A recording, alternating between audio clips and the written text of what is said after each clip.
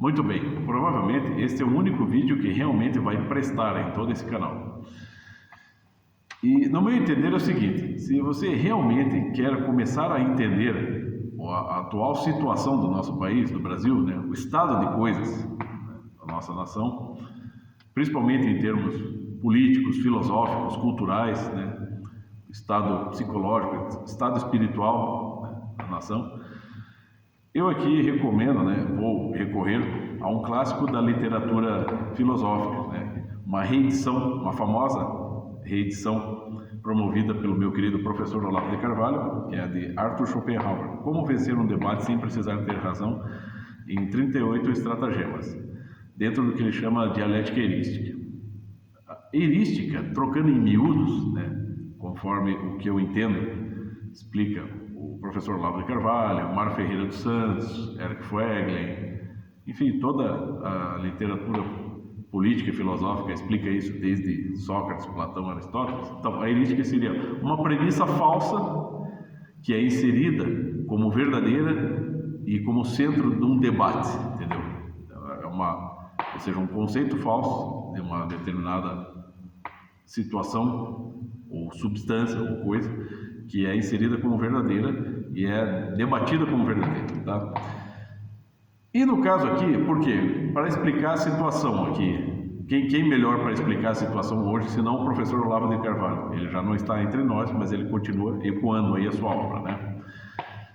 Então, eu escolhi, entre os estratagemas, eu escolhi um que, de título Manipulação Semântica, e ele parece que enquadrar-se o melhor se enquadra na presente situação. Então eu vou ler um trechinho do capítulo escrito por Schopenhauer e um trecho do longo comentário do professor Olavo de Carvalho a respeito, ok? Então tá, manipulação semântica. Quando o discurso é sobre um conceito geral que não tem um nome próprio e que deve ser designado figurativamente por uma metáfora. Então é preciso escolher a metáfora que mais favoreça a nossa tese. Assim, por exemplo, na Espanha, os nomes com que são designados os dois partidos políticos, serviles e liberais, foram certamente escolhidos por esses últimos. O nome protestantes foi escolhido por eles mesmos, assim como o de evangélicos. O nome hereges, né, o título hereges, em contrapartida, foi escolhido pelos católicos. Há uma nota de rodapé aqui, escrita também pelo professor Olavo de Carvalho, mas eu vou focar aqui no comentário suplementar, que ele é basicamente um estudo à parte, ok? Então aqui vai.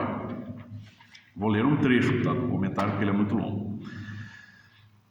Então, a manipulação semântica é o mais seguro indício de que o debatedor tem o intuito de vencer a qualquer preço, com solene desprezo pela verdade.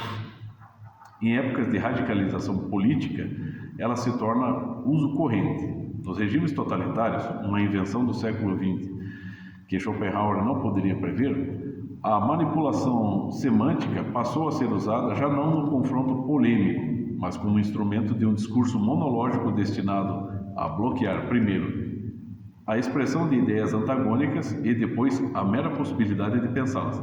Então aqui eu vou puxar um exemplo, conforme o meu critério, do que ocorreu em torno do ex-presidente Jair Bolsonaro, desde a perseguição, né, já no seu período presidencial e no pós-presidencial, quando iniciou o novo governo Lula, e até o seu julgamento. Mas é uma associação que eu faço inicial, né? Não se deve deter-se na superfície, deve aprofundar esse entendimento e ver se ela se encaixa ou não, tá? Se o orador fala sozinho para a multidão, sem um oponente que venha equilibrar as coisas, invertendo as conotações forçadas que ele dá a certos termos, essas conotações vão aos poucos entrando no uso diário e o povo acaba por tomá-las como definições rigorosas. A ênfase postiça, positiva ou negativa, anexa-se de modo definitivo ao significado, né? E se torna impossível pensar o seu objeto, o seu referente, independentemente do valor afirmado ou negado na mesma palavra. Um outro exemplo que eu puxo aqui, você pode pesquisar aí pelo YouTube, quando do período em que o Lula esteve preso aqui em Curitiba, e publicaram um vídeo do Lindenberg Farias, discursando eu creio que lá na Feira do Largo da Ordem, aqui em Curitiba, para uma multidão ali, né? E parecia que ele estava falando para o ar, parecia que ele estava bancando o idiota ali, né, perdendo tempo, né, porque ninguém dava atenção para ele, aparentemente, né. E o que é pior, né, como sempre, os, entre aspas, direitistas, conservadores aqui do Brasil, o que fizeram? Publicaram, replicaram aquele vídeo, fazendo escárnio para os sujeitos. E, no entanto, ele estava fazendo mais ou menos isso aqui, ó.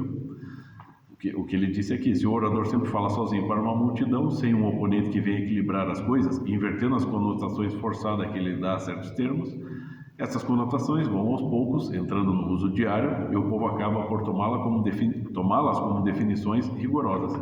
Está lá. Então, o professor Olavo sempre explicou: a esquerda não dá ponto sem nó. Eles não se importam de passar vergonha, sofrer escárnio. Eles continuam o trabalho deles. Então, aparentemente, o Lindenberg Farias estava falando à toa, bancando idiota, mas não, né? Ele estava sendo muito esperto, tanto que hoje ele está lá novamente.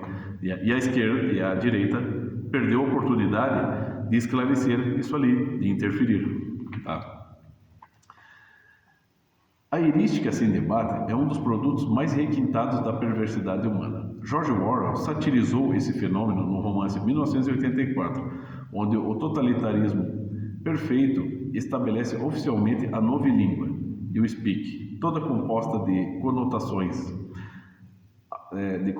alteradas. Na vida real, as coisas são piores. A novilíngua é imposta de fato, sem declaração oficial. Isto torna muito mais difícil combatê-la e, sobretudo, identificar os seus responsáveis.